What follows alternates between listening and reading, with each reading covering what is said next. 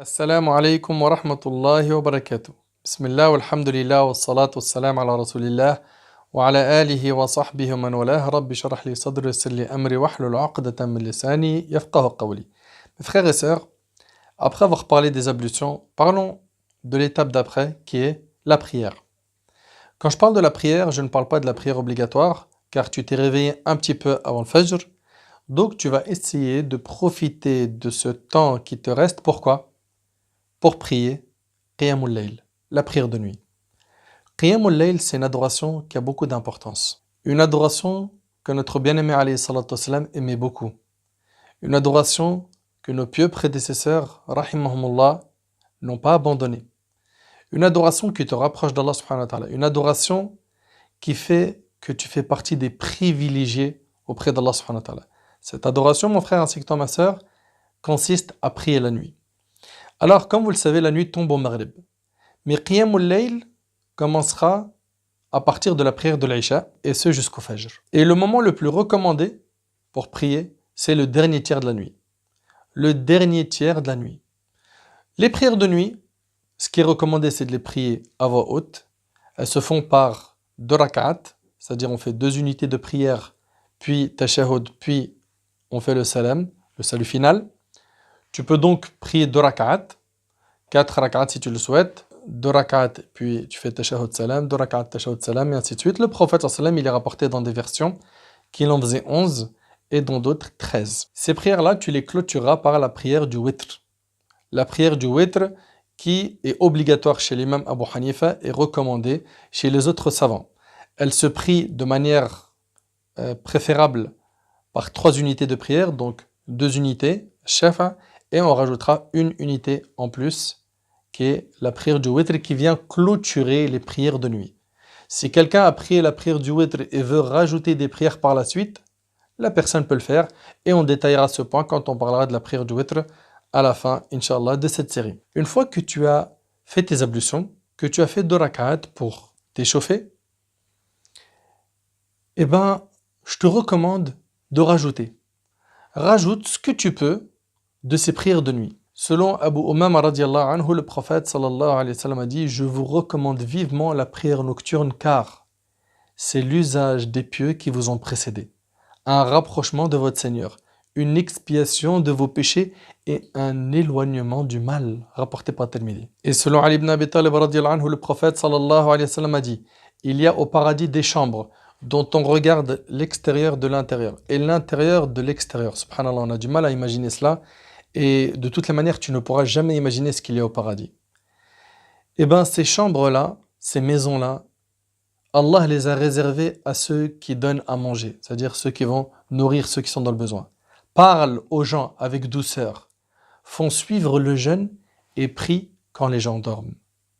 Et prient quand les gens dorment, rapporté par l'imam Ahmed. Et tu es bien d'accord avec moi qu'enlever sa couverture, quitter la chaleur de son lit pour faire ses ablutions et prier la nuit, c'est pas donné à n'importe qui. C'est pas donné à n'importe qui.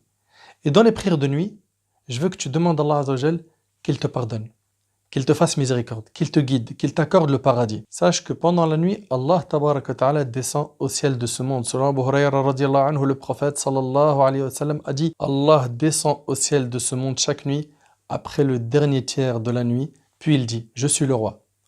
Je suis le roi qui m'adresse des demandes pour que je les exauce, qui me demande pour que je lui donne, qui me demande pardon pour que je lui pardonne. Il reste ainsi jusqu'à la lumière de l'aube et c'est rapporté par Bukhari et Muslim et cette version est celle de l'imam Muslim. Comme tu vois, c'est une occasion à ne pas rater. Jabir radiallahu anhu a dit: j'ai entendu le prophète sallam dire: il y a au cours de la nuit une heure spéciale. S'il arrive qu'un musulman y demande à Allah exalté une bonne chose concernant ce monde ou l'autre, Allah la lui donne aussitôt, et ce, toutes les nuits rapportées par Muslim. Subhanallah. Sache que si dans tes prières tu arrives à pleurer par crainte d'Allah, tu auras gagné beaucoup. Selon Ibn Abbas radiallahu anhuma, le prophète sallam a dit: 2 yeux ne seront pas touchés par l'enfer. L'œil qui a pleuré par crainte d'Allah et l'œil qui a veillé pour Allah, rapporté par l'imam Tirmidhi. Et selon Abu Hurayra radiallahu anhu, le prophète sallam a dit: 7 personnes seront ombragées par l'ombre d'Allah le jour où il n'y aura d'ombre que la sienne. On connaît ce hadith. Parmi eux, un homme dont les yeux débordèrent de larmes à l'évocation d'Allah. Subhanallah. C'est rapporté par Bukhari Muslim. Si tu veux adoucir ton cœur et avoir beaucoup de récompenses, prie une partie de la nuit.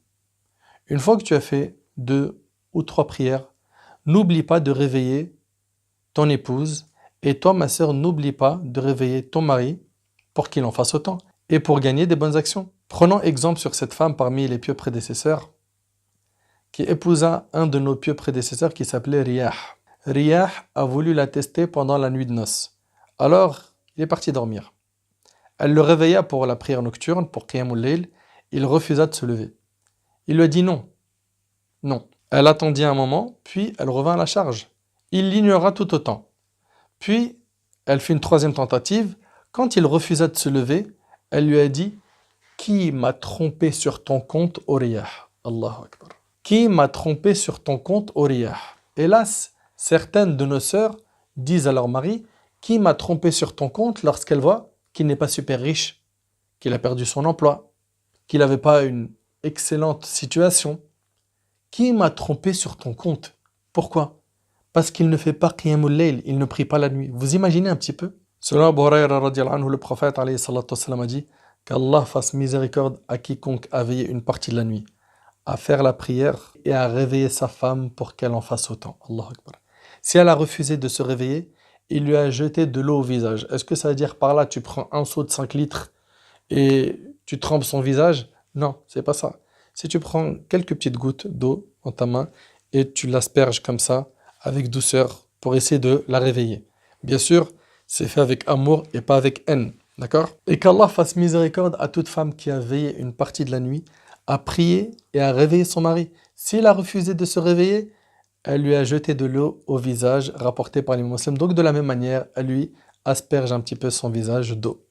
Le prophète sallam disait à Abdullah ibn Amr ibn al-As, radiyallahu anhuma, ne sois pas comme un tel qui priait la nuit et qui a arrêté. Et c'est rapporté par Bukhari Muslim. Et il disait à Abdullah ibn Omar, radiyallahu anhuma, quel homme bon que Abdullah, si du moins il priait une partie de la nuit. Depuis cette remarque, Abdullah radiyallahu anhuma ne dormait plus que peu dans la nuit. Et c'est dans Bukhari Muslim. Le prophète sallam, il arrivait à un stade où ses pieds enflaient à force de rester debout des heures et des heures la nuit à prier. Il aimait tellement cette prière, subhanallah. D'ailleurs, vous savez très bien que Hudhayfa ibn al-Yaman, radiyallahu anhu, il a prié une nuit avec le prophète sallam et il a vu que le prophète sallam, il a récité, écoutez bien, c'est rapporté par l'imam muslim, il a récité Surat al-Baqarah. Hudhayfa radiyallahu anhu ne pensait pas qu'il allait réciter al-Baqarah entière. Il pensait que ça allait être à la moitié et que le Nabi sallam, il allait s'incliner. Mais il a récité al-Baqarah complète, alayhi salatu wassalam, en étant debout. Et ensuite, il a enchaîné avec Surat An-Nisa complète, dans cet ordre, dans ce hadith.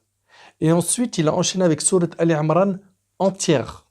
Tout ça en une raka'a. Allahu Akbar. Ça prend combien de temps ça? Il lisait, alayhi salatu wassalam, avec recueillement. Et ensuite, quand il s'est incliné, son inclinaison était très longue. Bien sûr, son inclinaison n'avait pas le temps qu'il avait passé quand il était debout, mais c'était aussi long. Et en fait, il a pris avec lui, il regardait un peu une raka'a du prophète sallam à quoi elle ressemblait. Abdullah ibn Mas'ud radiyallahu anhu, quand il a prié avec le prophète sallam Qiyamul Layl, il a dit j'ai pensé à faire quelque chose qui n'était pas correct. J'ai pensé à m'asseoir. Tellement il ne tenait plus.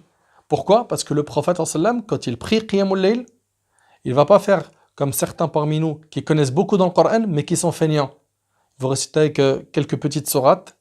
Ça y est, il a fait ses 2 rakats en 3 minutes, il part. Non, le prophète sallam prolonge ce dialogue privé avec Allah subhanahu wa ta'ala.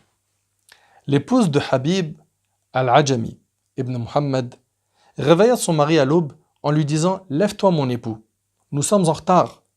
Le jour se lève et nous avons encore beaucoup de chemin à faire et très peu de provisions et les caravanes des gens pieux sont déjà partis depuis longtemps. » Allahu Akbar. Subhanallah, c'est impressionnant de voir à quel point ces gens-là étaient attachés à Allah subhanahu wa ta'ala et ce n'était pas comme beaucoup d'entre nous de la prétention, du blabla, c'était du concret. Après avoir prié ce qu'Allah Azzawajal t'a permis de prier, tu vas préparer le repas de fin de nuit si le jour même est un lundi ou un jeudi ou le 13, 14, 15 de chaque mois. Parce que vous le savez que la majorité des savants disent que les jours blancs sont le 13, 14, 15. Chez les Malik, Chez l'imam Malik, rahimallah, on ne spécifie pas ces 3 jours. J'en ai déjà parlé dans une vidéo. Vous avez qu'à cliquer ici pour le 13, 14, 15. Vous aurez plus d'informations, Inch'Allah. Également, il est possible que ce soit un jour du mois de Ramadan. Donc là, tu vas jeûner. On va te parler, Inch'Allah, du mérite du jeûne. On va te parler, Inch'Allah, du repas de fin de nuit. Et tout ça, bi'idhnillah, tu l'auras dans la prochaine vidéo. Qu'Allah subhanahu wa ta'ala vous préserve. Sallallahu subhanahu wa ta'ala an yanfa'ani bima qultu wa yanfa'akum bima sami'tum. هذا والله أعلم سبحانك اللهم وبحمدك أشهد أن لا إله إلا أنت أستغفرك وأتوب إليك والسلام عليكم ورحمة الله وبركاته